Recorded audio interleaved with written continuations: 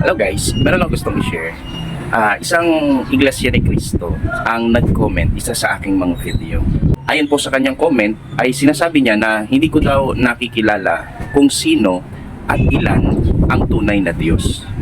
Kumbaga parang sinasabi niya na silang mga INC 1914 ang tunay na may pagkaunawa kung sino at ilan ang tunay na Diyos. Sa katotohanan, madalas nating maririnig ito sa kanilang mga miyembro. Madalas nilang sinasabi na sila yung tunay na nakakaunawa kung sino at ilan ang tunay na Diyos. Ako man dati akong INC at may ganyan akong pananaw nung ako ay nandiyan pa. Subalit isa sa dahilan kung bakit ako umalis sa Iglesia ni Cristo. Dahil sa naunawaan ko na hindi lubusan na nauunawaan talaga o nakikilala ng mga miyembro ng INC kung sino at ilan ang tunay na Diyos. Kasi kung talagang naipresent or naipakilala na nila kung sino at ilan ang tunay na Diyos, sana nanatili na kami dyan at hindi na kami umalis.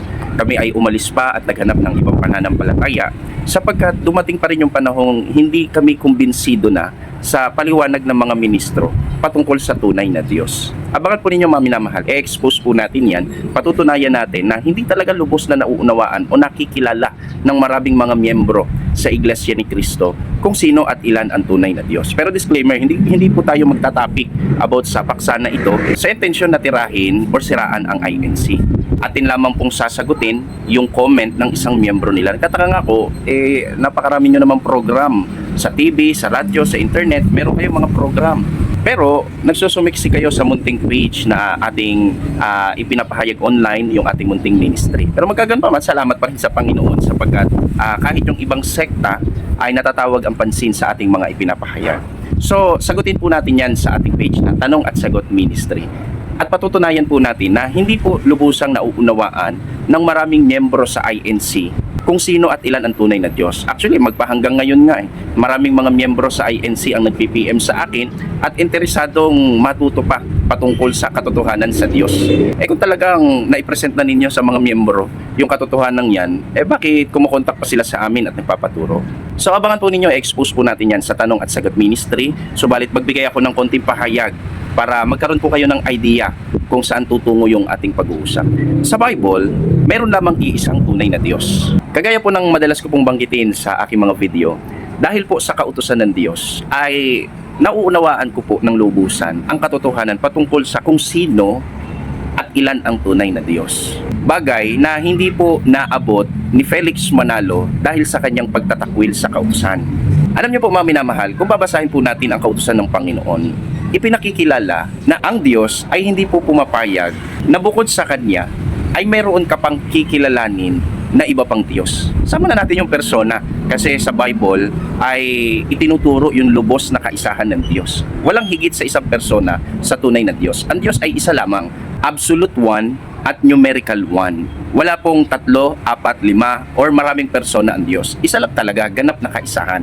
Yan yung bagay na ipinagpapasalamat ko at natutunan ko sa kautusan ng Panginoon. Subalit hindi naunawaan na maraming mga miyembro ng INC na ang Diyos hindi lamang papayag na may kikilalanin pang Diyos maliban sa Kanya. Ayaw din ng Diyos na may sasambahin ka rin bukod pa sa Kanya. Kasi kung siya lamang ang iisang tunay na Diyos, tapos meron kang sasambahin bukod pa sa Kanya, abay lokohan ho yun.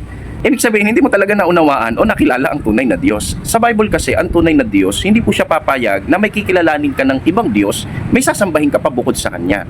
Kung siya lamang ang tunay na Diyos, dapat siya lang din ang sasambahin mo. Subalit, ang mga INC, bukod sa ipinipresent di umano nila na tunay na Diyos, may sinasamba pa sila bukod sa Diyos Ama. Ayon sa kanila, ipinag-utos daw ng Diyos Ama na sambahin daw yung kanyang anak. At kapag ang Diyos daw ang nag-utos, no need daw ito na questionin.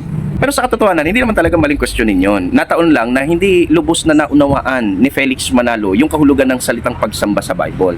Nababasa niya kasi sa Tagalog tsaka sa English na si Kristo di umano ay sinamba ng kanyang mga alagad, ng mga anghel at ng iba pa.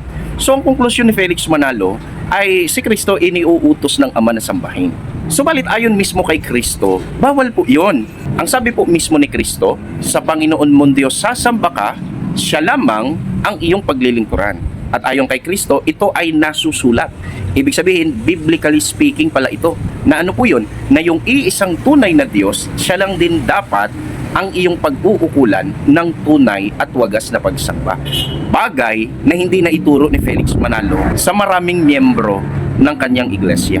So dito pa lang makikita na natin na hindi talaga lubos na nakikilala o nauunawaan na maraming miyembro ng INC kung ilan at sino ang tunay na Diyos. Abangan po ninyo, i-expose po natin ng mas malawak po yan sa Tanong at Sagot Ministry. Patutunayan po natin na hindi talaga lubos na nakikilala o nakilala ni Felix Manalo at ng maraming mga miyembro sa iglesia kung ilan at kung sino ang tunay na Diyos.